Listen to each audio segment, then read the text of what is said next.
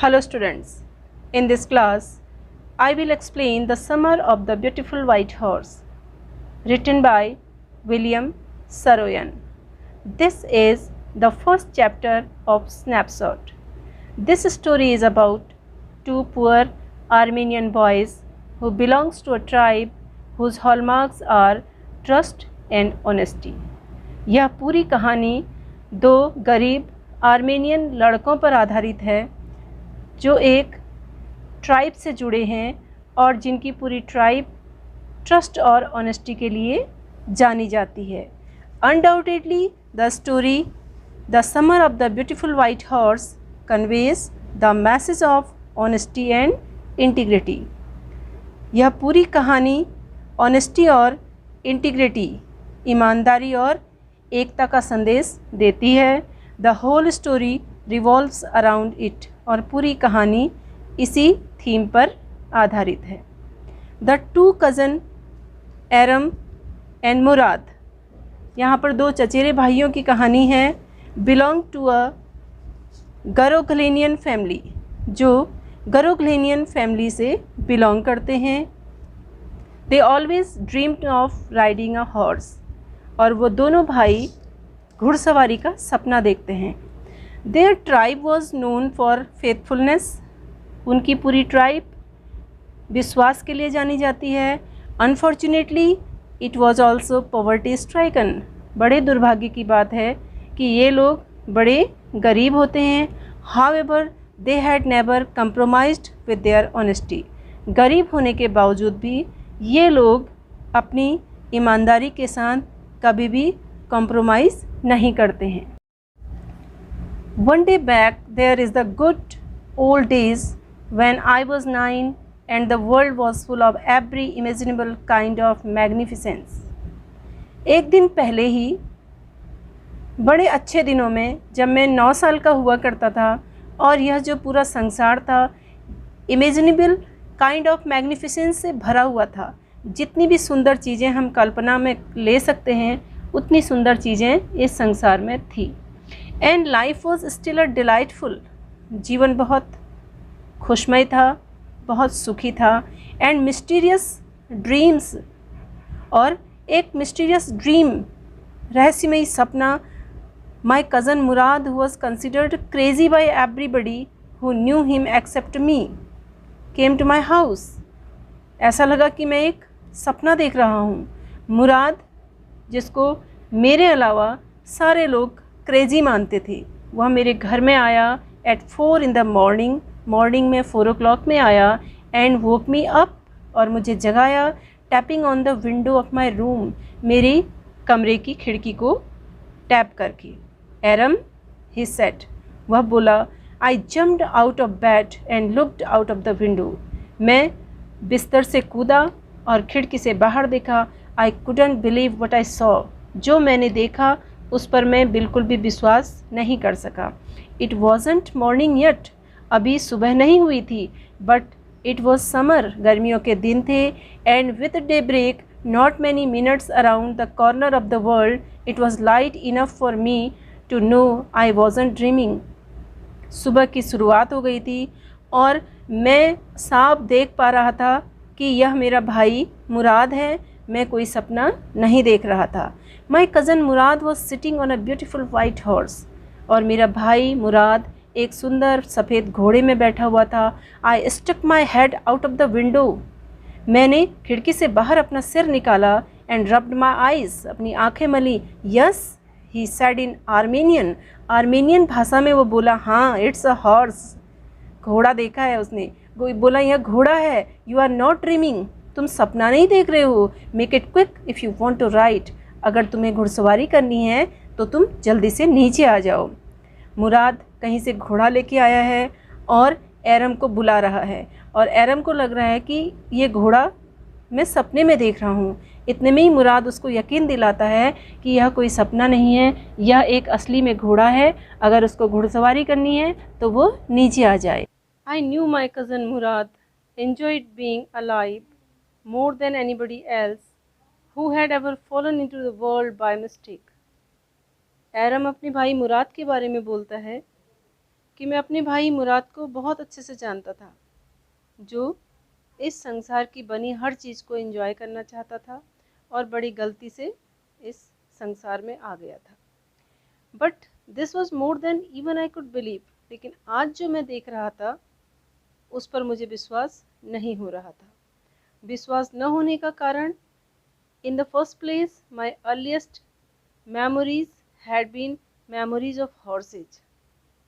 विश्वास न करने का सबसे पहला कारण था कि मेरी जो बचपन की यादें थी उन यादों में घोड़ों की यादें थी। And my first longings had been longings to ride. और मेरी पहली इच्छा घुड़सवारी करने की इच्छा। मैं बचपन से चाहता था कि मैं कभी घुड़सवारी करूं। हॉर्स राइडिंग का मुझे बहुत मन करता था। This was the wonderful part, और यह बहुत ही वंडरफुल पार्ट था। In the second place we were poor. और दूसरी बात, हम लोग बहुत गरीब थे। विश्वास न करने के दो कारण बताए। पहली बात कि मेरे बचपन की यादें, जिन यादों में हॉर्स राइडिंग की यादें थी, और दूसरी बात कि हम लोग बहुत गरीब थे। इस वजह से मुझे बिल्कुल भी यकीन नहीं हो रहा था जो मैं आज अपनी आंखों के सामने देख रहा था। This was the part that wouldn't permit me to believe what I saw. यह मेरे जीवन के वो पहलू थे जिनकी वजह से मैं आज जो कुछ भी देख रहा था उस पर विश्वास नहीं कर पा रहा। We were poor, we had no money, our whole tribe was poverty stricken. Aram बताते हैं हमारे पास पैसा नहीं था, हम बहुत गरीब थे और हमारी पूरी ट्राइब पॉवर्टी स्ट्राइकन थी, बहुत दरिद्र थी। Every branch of the Garoghlanian family was living in the most amazing and comical poverty in the world. Garoghlanian family की हर पीढ़ी इस संसार में कॉमिकल पॉवर्टी और सबसे ज़्यादा अमेजिंग हालतों में रहती थी। इतना आश्चर्य होता था लोगों को उनकी गरीबी देख के कि लोगों को ये लगता था कि ये सर्वाइव भी कैसे कर रहे हैं। बड़ी कॉमिकल पॉवर्टी उनमें देखी जाती थी। Nobody could understand where we ever got money enough to keep us with food in our bellies. और कोई भी इस बात को नहीं समझ सकता था कि हम लोग अपने पेट भरने के लिए जो भोजन होता है उसको खरीदने के लिए भी पैसा कहाँ से लाते हैं।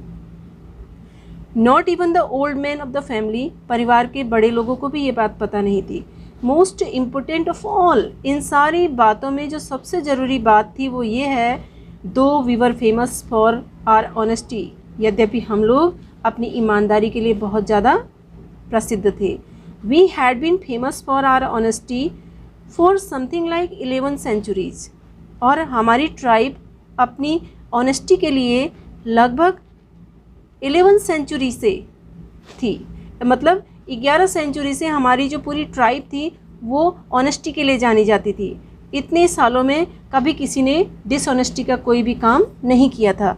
Even when we had been the wealthiest family in what we like to think was the world. यहाँ तक कि तब जब हमको वेल्थिएस्ट फैमिली माना जाता था, संसार में सबसे संपन्न परिवार हमारा माना जाता था, तब भी हम लोग कभी भी ऑनेस्टी की राह से अलग नहीं हटे थे।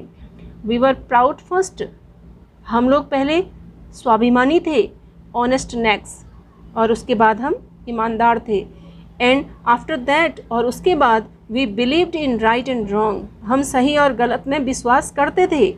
None of us would take advantage of anybody in the world, हम में से कोई भी इस संसार में किसी दूसरे का फ़ायदा नहीं लेना चाहता था, किसी दूसरे का फ़ायदा नहीं उठाता था।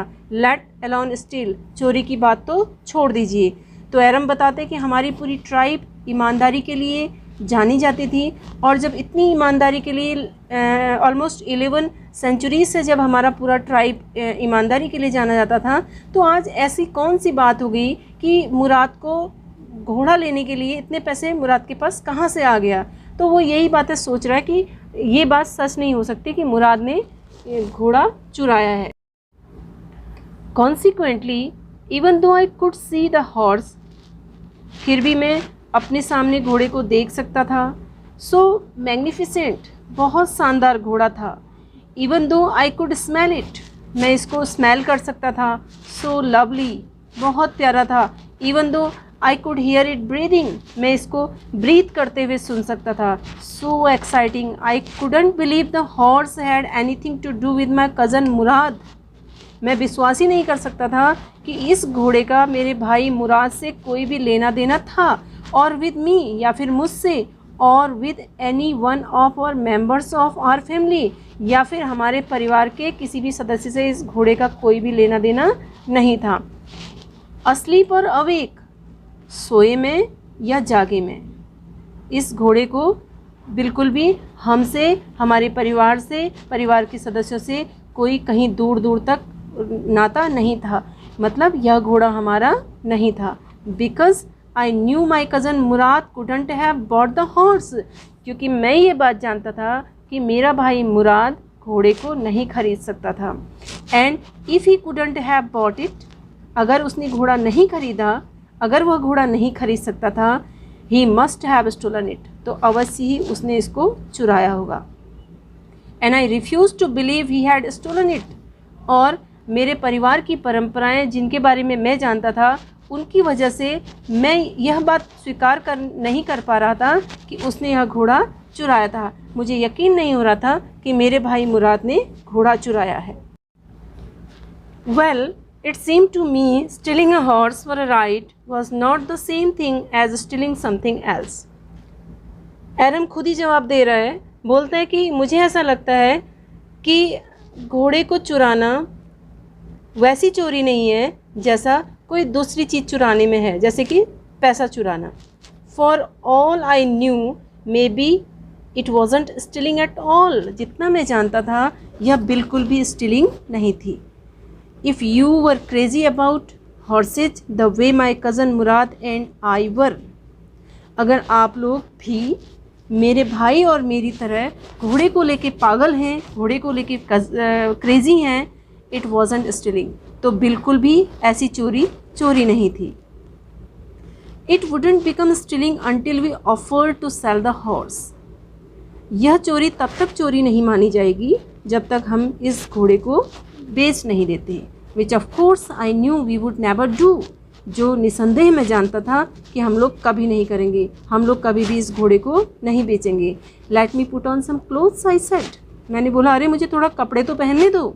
All right he said but hurry, उसने बोला ठीक है पहन लो लेकिन जल्दी पहनो। I leapt into my clothes, leapt into जल्दी जल्दी, इन हरीडली, मैंने बड़ी जल्दी जल्दी कपड़े पहने। I jump down to the yard from the window, और खिड़की से ही आंगन में कूदा। And leapt up onto the horse behind my cousin Mourad, और अपने भाई मुराद के पीछे घोड़े के ऊपर बैठ गया। हम दोनों घुड़सवारी के लिए निकल गए। That year we lived at the edge of town on Walnut Avenue, उस साल हम वॉलनट एवेन्यू पर, टाउन के किनारे पर रहते थे। Behind our house was the country, vineyards, orchards, irrigation ditches and country roads, और हमारे घर के पीछे गांव था, वाइन यार्ड्स थे, ऑर्चार्ड्स थे, इरिगेशन डिचेज थे, और गांव की सड़कें थी। In less than 3 minutes, 3 minute से भी कम समय में we were on Olive Avenue, हम ऑलिव एवेन्यू में पहुंच गए। And then the horse began to trot, और वहाँ से घोड़े ने ट्रॉटिंग करना शुरू कर दिया, घोड़े ने अपनी चाल में चलना शुरू कर दिया। The air was new and lovely to breathe, आज हवा भी बहुत ही नई, बहुत प्यारी लग रही थी। The feel of the horse running was wonderful, घोड़े के दौड़ने की जो फीलिंग थी वह बहुत वंडरफुल थी। My cousin Murad who was considered one of the craziest member of our family began to sing, मेरा भाई मुराद जिसको हमारे परिवार का सबसे ज़्यादा क्रेजीस्ट मेंबर, सबसे ज़्यादा सन की पागल इंसान माना जाता था, वह गाना गाने लगा। I mean he began to roar, मेरा मतलब है उसने घोड़े को तेज़ दौड़ाना शुरू कर दिया और हम लोग घुड़सवारी का आनंद लेने लगे। Every family has a crazy streak in it somewhere, हर परिवार में कहीं ना कहीं, कभी न कभी कोई क्रेजी स्ट्रीक होता है, कोई ना कोई सन की इंसान ज़रूर होता है। And my cousin Murad was considered the natural descendant of the crazy streak in our tribe, और मेरे भाई मुराद को हमारी ट्राइब का जो क्रेजी स्ट्रीक है उसका नेचुरल डिसेंडेंट, उसका प्राकृतिक वंशज समझा जाता था। मतलब ये माना जाता था कि हमारी ट्राइब का जो नेचुरल डिसेंडेंट है क्रेजी स्ट्रीक में वो मुराद है, मुराद को क्रेजी स्ट्रीक माना जाता था। Before him was our uncle Khusro, और मुराद से पहले जो क्रेजी थे वो हमारे चाचा खुसरो थे। An enormous man with a powerful head of black hair, बहुत विशाल का शरीर था उनका और पावरफुल हेड, बड़ा सा सिर था जिसमें काले बाल थे। And the largest mustache in the San Joaquin Valley, और सैन जोआकाइन वैली में सबसे बड़ी मूँछों वाला आदमी मेरे चाचा खुसरो थे। A man so furious in temper, यह एक ऐसे इंसान थे जिनका मिजाज बहुत ही फ्यूरियस था, बहुत तुनक मिजाजी थे, थोड़े से में नाराज़ हो जाते थे। सो इरिटेबल, बहुत चिड़चिड़े थे। सो इम्पेशेंट, बहुत अधीर थे, बिल्कुल भी धैर्य नहीं था उनमें। That he stopped anyone from talking by roaring, इतने इम्पेशेंट थे कि किसी की बात सुनते ही नहीं थे और सुनने से पहले ही उसको बड़ी ज़ोर से यह कहकर चुप करा देते थे। वो एक लाइन बोलते थे जिसको वो हर बात में बोलते थे और दूसरे की बात सुनते नहीं थे। जो दूसरा जैसे ही बोलने लगता था उसको ये लाइन कहकर चुप करा देते थे। क्या बोलते थे वो? बोलते थे इट इज़ नो हार्म, पे नो अटेंशन टू इट। बोलते थे इसमें कोई नुकसान नहीं है, इस बात पर ध्यान मत दीजिए। कोई भी उनसे कुछ भी पूछे तो वो ये बात कहते थे कि कोई बात नहीं हुई है, कोई बड़ी बात नहीं हुई है, इससे कोई नुकसान नहीं होगा, इस बात पर ध्यान मत दीजिए। अंकल खुसरो की जो कहानी है ये बहुत इम्पोर्टेंट है। अंकल खुसरो का टेम्पर कैसा था और वो क्या बोलते थे और जोआकाइन वैली में किसके लिए जाने जाते थे, ये सारी बातें इम्पोर्टेंट होती हैं। That was all, no matter what anybody happen to be talking about. कोई व्यक्ति किसी के भी बारे में बात कर रहा हो, कुछ फ़र्क ही नहीं पड़ता था हमारे अंकल खुसरो को। Once it was his own son Arak running 8 block to the barber shop. एक बार उनका खुद का बेटा एरक 8 ब्लॉक पार करके बार्बर की शॉप में आया। Where his father was having his mustache trimmed, जहाँ पर उनके पापा अपनी मूछें ट्रिम करवा रहे थे। और वो बच्चा इतनी दूर से अपने पिताजी को ये बताने आया to tell him their house was on fire, वो बोलने आया कि पापा घर में आग लग गई है। This man Khusro set up in the chair and road, और ये जो आदमी थे खुसरो ये चेयर में बैठे एंड रोड, और बड़ी ज़ोर से बोले इट्स नो हार्म, कुछ भी नुकसान नहीं हुआ है, पे नो अटेंशन टू इट, इस बात पर बिल्कुल भी ध्यान मत दो। द बार्बर सेड, उसके बाद बार्बर ने बोला कि आप ऐसा क्यों कह रहे हो, ये तो आपका बेटा है। But the boy says your house is on fire, आपने ऐसा क्यों बोला अपने बेटे को कि कोई नुकसान नहीं हुआ है, इस पर ध्यान मत दीजिए, ये तो बोलता है कि आपके घर में आग लगी है। सो खुसरो रोड, इसलिए खुसरो दोबारा गुर्राए, दोबारा ज़ोर से बोले इनफ, बहुत हो गया, इट्स नो हार्म आई से, मैंने कहा ना कोई नुकसान नहीं हुआ है, इस बात पर ध्यान मत दीजिए। तो ये क्रेजी स्ट्रीक थे, अंकल खुसरो का बड़ा जिक्र हुआ है क्रेजी स्ट्रीक के लिए, और उनका जो नेचुरल डिसेंडेंट है वो मुराद को माना जाता था। माई cousin Murad was considered the natural descendant of this man.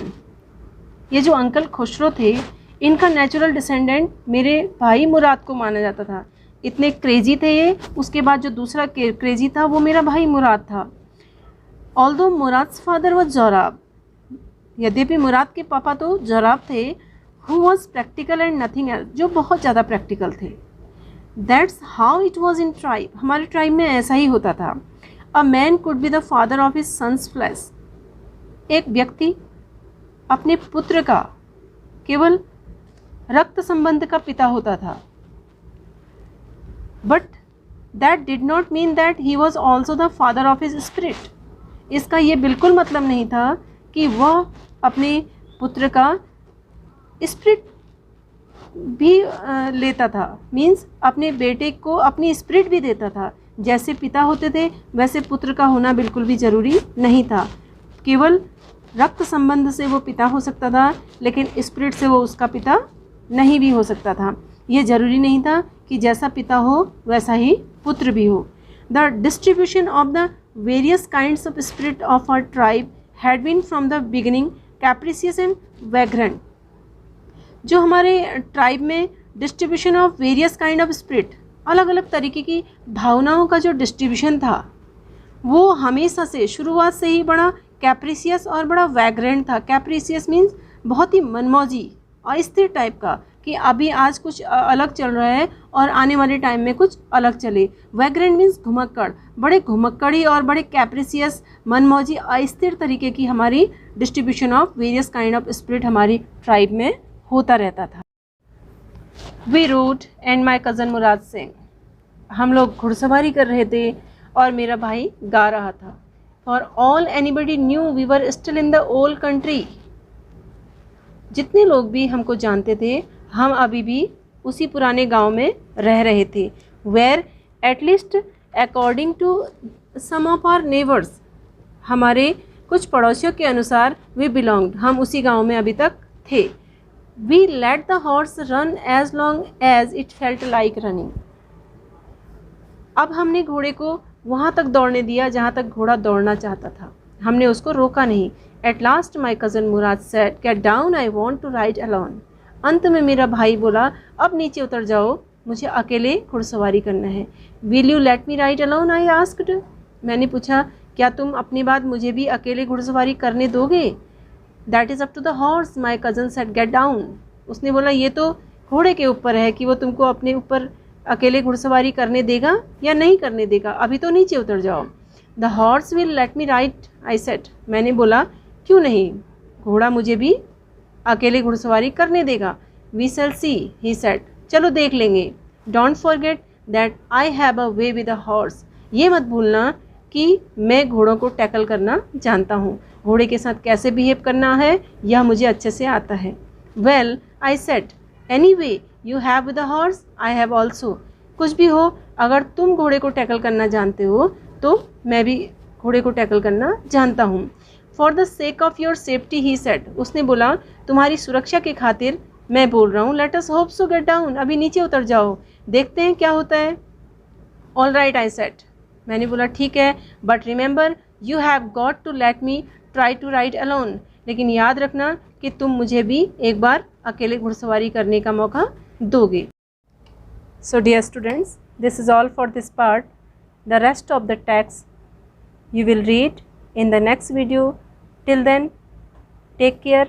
Goodbye.